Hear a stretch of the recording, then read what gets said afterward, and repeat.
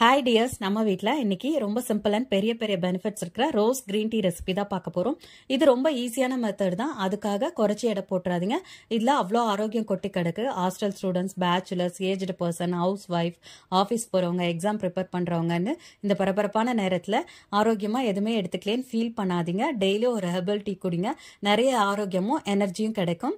வாங்க எப்படி ப்ரிப்பேர் பண்ணுறதுன்னு பார்க்கலாம். ஒரு பேனில் 300 ml தண்ணி ஊற்றிக்கலாம். 1 spoon rose green tea powder போட்டுக்கலாம். இது ஒருத்தருக்கான அளவு நான் சொல்கிறது.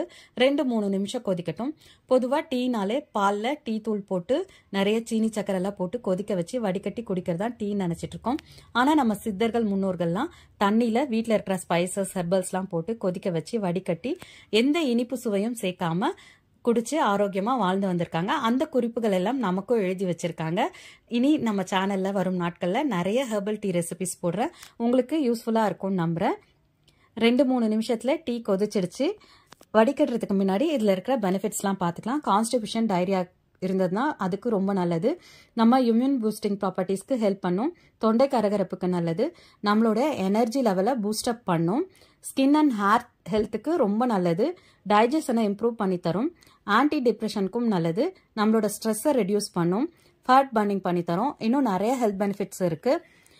நம்ம வடிகட்டின இந்த ரோஸ் கிரீன் டீயை நீங்கள் என்ஜாய் பண்ணுங்கள். இந்த வீடியோ பிடிச்சிருந்தா லைக் பண்ணுங்கள், ஷேர் பண்ணுங்கள். Healthy heat, happy life style. Thank you tears.